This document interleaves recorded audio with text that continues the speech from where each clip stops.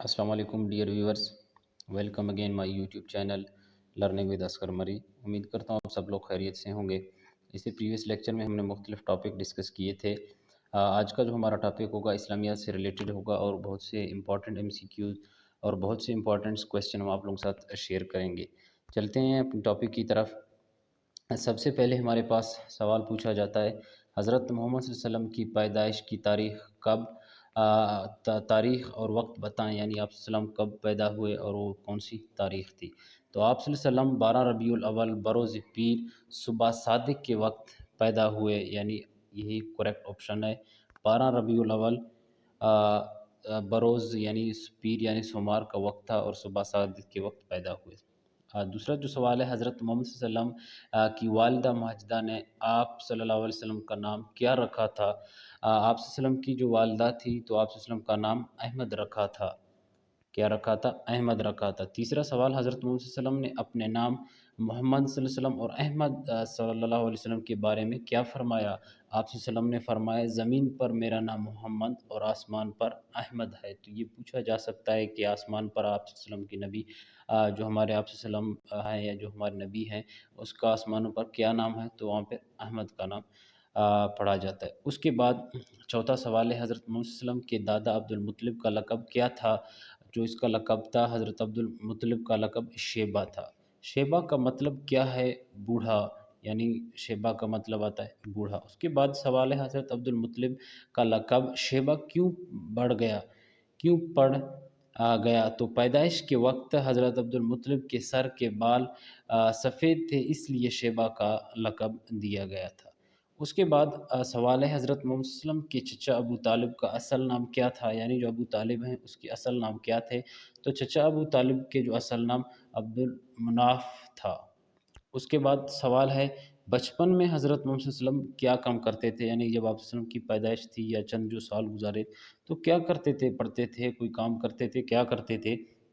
आप सल्लम बचपन में मुआवज़ा पर भेड़ बकरियाँ चराया करते थे, यानी किसी पैसे लेकर दूसरे की भेड़ बकरियाँ चराया करते, तो आप सल्लम बचपन में यही काम करते थे। उसके बाद आप सल्लम का अकीक़ा मुबारक कब हुआ। पैदाइश के 7वें दिन, यानी आप सल्लम का जो अकीक़ा मुबारक हुआ था। उसके बाद सवाल है, हज़रत मोहम्मद सल्लम के अकीक़ा मुबारक में कितने जानवर ज़िबह किए गए। तो आप सल्लम की अकीक़ा मुबारक की जो वक़्त था या जो दिन था उसमें एक दुम्बा ज़िबह किया गया है। कितना? एक दुम्बा का ज़िक्र आता है, यानी एक दुम्बा ज़िबह किया गया है।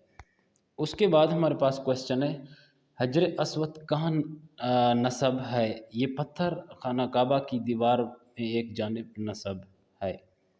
उसके बाद हिजरत के दौरान हज़रत मोहम्मद सल्लल्लाहु अलैहि वसल्लम ने गार सौर में कितने दिन क़याम फरमाया, यानी हिजरत के दौरान जब आप सल्लम उस गार में रहे, उस गार का क्या नाम था? गार सौर। तो कितनी दिन का ज़िक्र आता है कि आप सल्लम उस गार में कितने दिन रहे? 3 दिन का ज़िक्र आता है कि आप सल्लम 3 दिन में रहे। गार सौर कहाँ है? मक्का से 6 मील के फ़ासले पर। ये सवाल पूछा जा सकता है अक्सर इस्लामियात की, गार सौर कहाँ वाक़ई है। गार सौर मक्का से 6 मील के फ़ासले पर वाक़ई है। उसके बाद मुसलमानों पर रोज़े कब फ़र्ज़ किए गए। तो ये भी इम्पॉर्टेंट एमसीक्यूज़ है। रोज़े जो है ना 2 हिजरी में फ़र्ज़ हुए थे। अक्सर पूछा जाता है रोज़े कब फ़र्ज़ हुए। 2 हिजरी में मुसलमानों पर रोज़े फ़र्ज़ हुए। सूद को अल्लाह ताला ने कब हराम करार दिया। सूद को अल्लाह ताला ने 9 हिजरी में हराम करार पाया, यानी आप सल्लम को वही के ज़रिए से फ़रमाया। तो वो वक्त कौन सी हिजरी थी? 9 हिजरी में हराम करार पाया। उसके बाद सवाल नबूवत के लिहाज से हज़रत मोहम्मद सल्लम और हज़रत मूसा अलैहिस्सलाम में क्या बात मुश्तरक है। तो दोनों नबियों को 40 साल की उम्र में नबूवत दी गई, ये दोनों एक ही बात है। यानी आप सल्लम की भी उम्र 40 साल हुई तो तब आप सल्लम को नबूवत मिली, और हज़रत जो ईसा अलैहिस्सलाम थे उसको भी 40 साल की उम्र में नबूवत मिली। उसके बाद सवाल है, मुसलमानों ने पहली हिजरत किस मुल्क की तरफ की थी। मुसलमानों की पहली हिजरत मुल्क शैबा की तरफ थी। उसके बाद मुसलमानों की हिजरत शैबा के वक्त वहाँ का बादशाह कौन था। उस वक्त शाह नजाशी वहाँ का बादशाह था। उसके बाद सवाल है, हज़रत मोहम्मद सल्लल्लाहु अलैहि वसल्लम ने सबसे पहले किस जंग में शिरकत फरमाई थी। जंग फजार में। किस जंग में शिरकत फरमाई? जंग फजार में।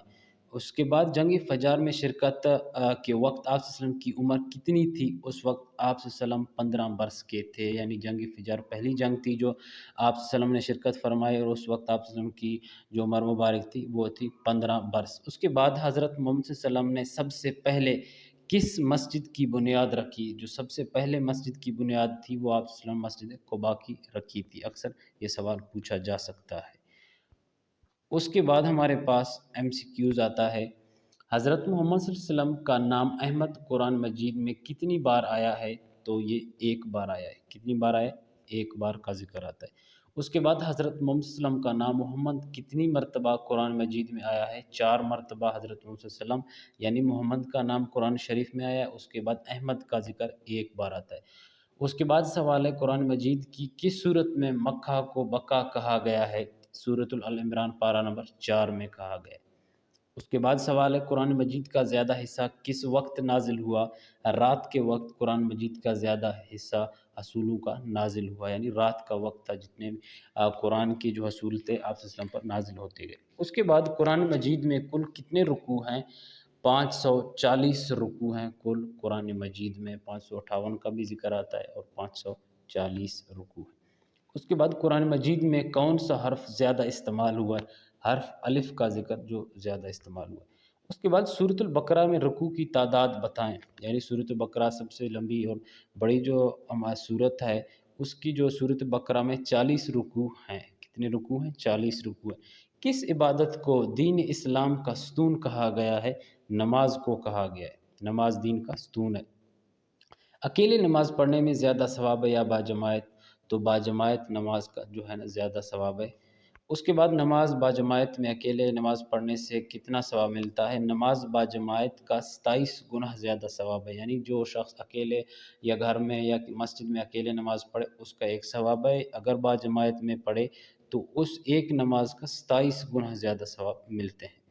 اس کے بعد نماز باجماعت کے لیے کم از کم کتنی افراد ضرورت ہوتی ہیں؟ اگر کوئی کہتا ہے کہ میں باجماعت نماز پڑھوں تو کم از کم کتنی فرد ہوں، یعنی کتنے افراد ہوں؟ اس میں 2 کا ہونا لازمی ہے، ایک امام ہے اور ایک مقتدی، یعنی امام آگے امامت کرواتا ہے۔ اس کے بعد نیکسٹ ہمارے پاس کویسچن آتا ہے، پہلی وحی کس اسلامی مہینے میں نازل ہوئی؟ یعنی جو آپ صلی اللہ علیہ وسلم پر پہلی وحی نازل ہوئی تھی اسلامی کا کون سا مہینہ تھا؟ جو 12 مہینے ہوتے ہیں، رمضان المبارک کا مہینہ تھا جب آپ صلی اللہ علیہ وسلم پر پہلی وحی نازل ہوئی۔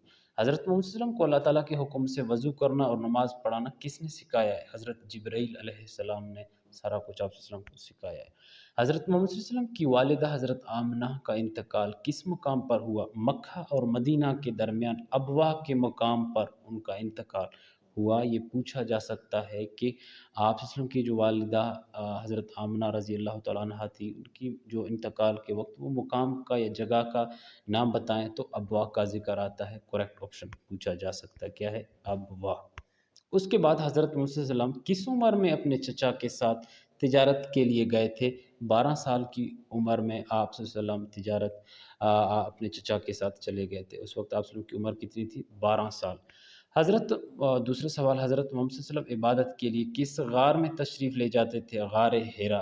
غار ثور اور غار حرا دو میں ڈفرینٹ ہے۔ غار حرا میں ہجرت کے وقت آپ صلی اللہ علیہ وسلم نے وہاں پہ قیام کی، اور غار ثور میں ہجرت کے وقت آپ صلی اللہ علیہ وسلم نے 3 دن قیام کی، اور جو غار حرا ہے وہاں پہ آپ صلی اللہ علیہ وسلم عبادت کے لیے جایا کرتے تھے۔ اس جگہ کا، اس غار کا کیا نام ہے جس غار میں آپ عبادت کے لیے جایا کرتے تھے؟ غار حرا۔ اس کے بعد غار حرا کس پہاڑ پر واقع ہے؟ اکثر پوچھا جاتا ہے جو غار حرا ہے وہ واقع کہاں پہ ہے؟ مکہ کے مدینہ میں، تو کس جگہ پہ واقع ہے اور کون سی پہاڑ پر واقع ہے؟ غار حرا جبل نور پر واقع ہے۔ کہاں پہ واقع ہے؟ جبل نور میں واقع ہے۔ اس کے بعد اسلام کی تبلیغ میں سب سے پہلے کس نے حضور صلی اللہ علیہ وسلم کی مخالفت کی؟ آپ صلی اللہ علیہ وسلم کے چچا ابو لہب نے آپ صلی اللہ علیہ وسلم کی مخالفت کی۔ اس کے بعد حضرت محمد صلی اللہ علیہ وسلم کے جسم مبارک پر مہر نبوت کہاں تھی؟ آپ صلی اللہ علیہ وسلم کی دونوں شہانوں کے درمیان جو نبوت کی ایک مہر ہوتی ہے وہ وہاں پہ تھی۔ اس کے بعد قد قامت الصلاۃ کے کلمات کب کہے جاتے ہیں؟ تکبیر میں جب جماعت کھڑی ہو جائے۔ اس کے بعد آیت الکرسی کس پارے میں ہے؟ تیسرے پارے میں ہے۔ उसके बाद लास्ट हमारे पास सवाल है, हजर अस्वद क्या है? हजर अस्वद एक पत्थर है जिसे हज और उम्रा के वक़्त बोसा दिया जाता है, यानी एक पत्थर है, जब हुज्जाज या हाजी इकराम जब जाते हैं, वहाँ पे जब हज करते हैं तो वो बोसा देते हैं, वो एक पत्थर है। तो ये डियर व्यूअर्स कुछ इम्पोर्टेंट बहुत ही इम्पोर्टेंट एमसीक्यूज़ थे रिलेटेड इस्लामियात से। तो उम्मीद करता हूँ लेक्चर आप लोगों को अच्छे से समझ आया होगा। तो हम इंशाल्लाह मज़ीद इस तरह के और बेहतरीन से बेहतरीन लेक्चर आप लोगों के साथ शेयर करेंगे। तो आप हमारे चैनल को सब्सक्राइबर कीजिएगा, अगर आप हमारे चैनल में नए हैं, हमारे चैनल को अपने दोस्तों के साथ शेयर कीजिएगा। तो उसके साथ-साथ इंशाल्लाह हमारी चैनल भी ग्रो करती जाएगी और हम आप लोगों के साथ इंशाल्लाह मज़ीद इस तरह के और इम्पोर्टेंट जो होते हैं एमसीक्यूज़ हों किसी भी हवाले से हम आप लोगों के साथ शेयर करेंगे। तो मिलते हैं अगले लेक्चर में, तब तक के लिए अल्लाह हाफ़िज़।